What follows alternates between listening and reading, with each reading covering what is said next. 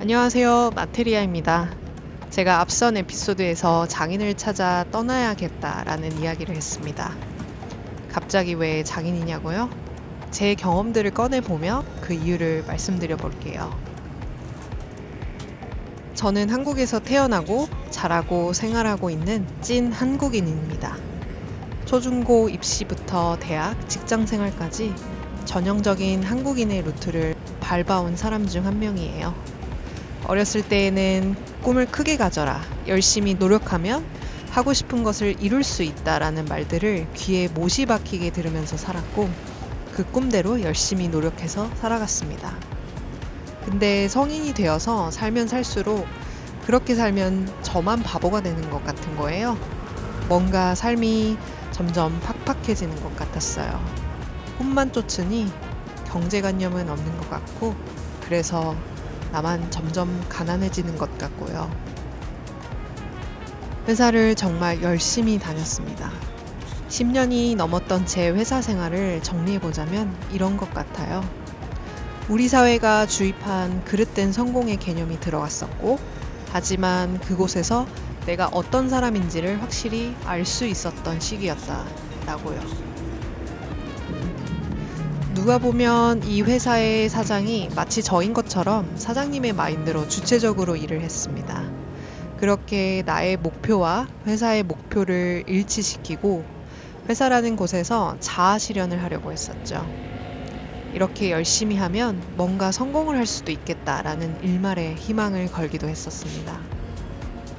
하지만 단지 성공을 위해서 일을 했다기보다는 일 속에는 제가 있었고 저는 어떻게 하면 더 잘할 수 있을까 매번 고민하면서 주체적으로 일을 했었고 잘 하려고 했기에 최선의 노력을 했었죠.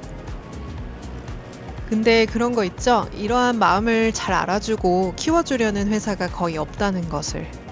회사는 기본적으로 이윤추구 집단이기 때문에 저비용 고효율로 돌아가는 게 회사라서 저 같은 사람이 있으면 더 일을 시키는 구조이더라고요.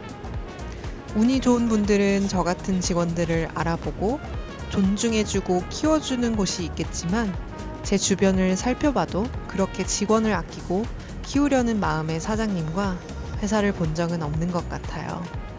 물론 제 경험들이 회사 전체를 대표하지는 않겠지만 직장 생활 10년을 넘게 해도 그런 곳이 있다라는 이야기는 들어보지 못했으니 아마도 극히 드문 경우가 아닌가 싶습니다.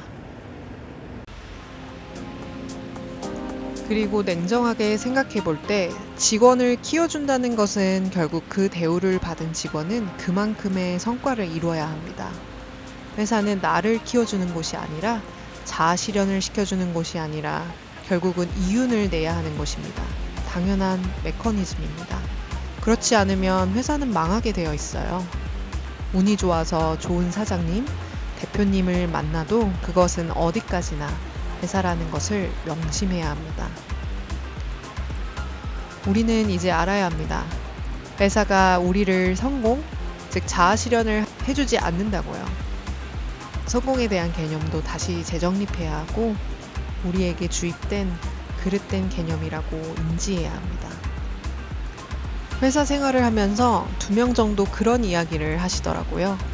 한 명은 이사님, 한 명은 디렉터님이었는데 내용은 이렇습니다. 이사님의 경우 그렇게 열심히 해야 하는 이유가 무엇이냐? 그렇게 살지 말아라 하는 내용이었습니다. 그렇게 안 하고 중간 정도만 해도 직장 생활은 정말 편안해지는데 무엇하러 그렇게 너가 일을 벌리고 설치냐? 이런 이야기였던 것 같네요.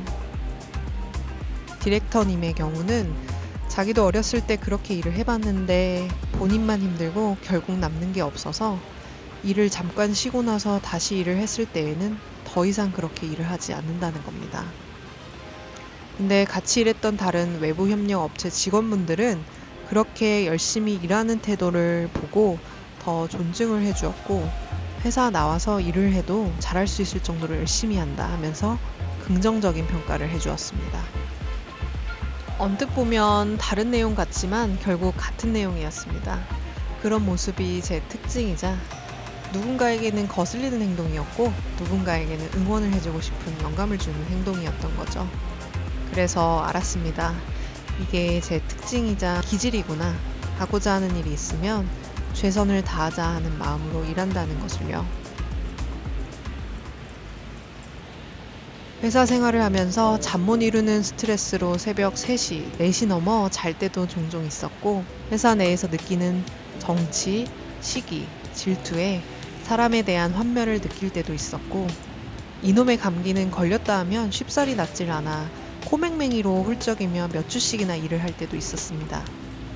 그리고 퇴사 직전에는 정말 손과 머리가 더 이상 움직이지 않는 번아웃을 경험하면서 이렇게 사는 게 맞는 것만 같았는데 뭐가 잘못되었던 건지 스스로를 되물으면서 마음이 답답하고 제 가치관조차 흔들리더라고요.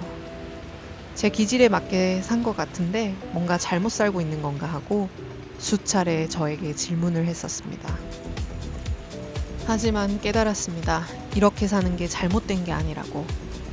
회사에서 이런 기질을 펼쳐보았지만 회사가 아닌 곳에서 펼쳤을 때 분명히 더 큰 가치가 있을 것이라는 것을. 그리고 궁금해졌습니다. 저와 같은 생각을 가지고 사는 사람들이 있지는 않을까. 그런 생각을요. 국내 여행을 하다가 자개농 전시를 하는 곳이 있어서 둘러본 적이 있었어요. 그 빛깔과 색깔이 신비롭고 그 어느 작품을 두어도 비교할 수 없는 자기만의 고유한 영롱한 빛깔과 아름다움이 전시실을 세웠었습니다. 전시를 해설해 주시는 분이 자기 장인에 대한 기록이 잘 남아있지 않고 전승자도 없었어서 애로사항이 있었다고 말씀하시더라고요. 우리나라의 유명한 무형문화재 선생님들도 있지만 생각보다 장인에 대한 처우나 인식이 많이 떨어져 있다고요. 그럼에도 불구하고 동시대에서 묵묵히 자신의 일을 하고 계시는 장인분들이 이 세상에 소중한 가치를 만들어가고 계시지는 않을까라는 생각에 그분들의 이야기가 듣고 싶었습니다. 남들이 알아주지 않아도, 그리고 그게 큰 돈이 되지 않아도 무언가 소중한 가치를 지켜나가고 계시는 분들은 어떤 생각으로 일하고 계실까? 자신이 옳다고 생각하고 그 삶을 살아내고 계시는 분들의 이야기가 궁금해졌습니다. 그리고 이미 주목받은 무형문화재 이런 분들이 아니라 숨겨져 있던 분들, 동시대에 우리와 같이 살면서 자신만의 길을 만들어 나가는 분들을 장인이라고 정의해보고 그 이야기를 담아보고자 합니다.